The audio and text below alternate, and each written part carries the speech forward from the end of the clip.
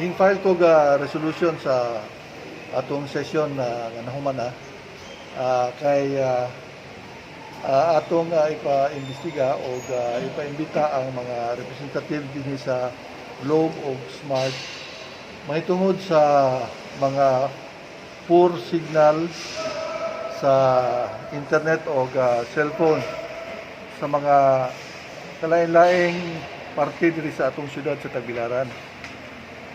Nahinumdum ko nga sa zona ni President Duterte, iyag yung dimensyon ang poor service sa mga telco, mga Globe o Smart. Niya giingan niya to shape up. So mo na nga naay mga allegations po sa mga telco nga ang rason nga dili sila ka hatag og maayong signal tungod kay maglisod sila butang og mga cell sites dinhi sa atong kalain-laing parte sa Pilipinas. Mao pod akong nadunggan diri sa syudad sa Tagbilaran nga daghan po yung mga residente nga mo-oppose og magbutang og cell sites kay tungod siguro sa radiation. So mao na atong impormasyon nga atong pangayoon aron ang mismong mga taga-Globe o taga-Smart mo tugan gyud og nganong maglisod sila magtaod og cell site dinhi sa syudad sa Tagbilaran ug nganong ubos kayo ang atong hinay kayo ang atong speed sa internet and PBS. Unsa may relasyon ana sa pagbutang og cell site ug ang kahinay sa mga MPBS sa atong mga internet. So gi-refer na sa Committee on Information Technology.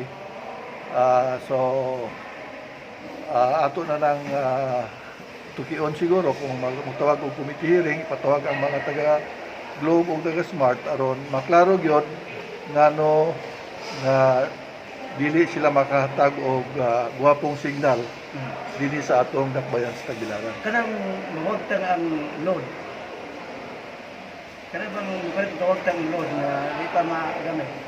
Mao lagi na nga pangutana ta na mo na ang resolution nato to shed light and investigate on the reasons and causes why these poor signals or no signal at all or mawagtang ang signal kalit ang load kalit usan mo na mga daghan atong ipangutana mo na nga atong imbitahon na sila ron na patubagon sila og ngano ning nahitabo ni.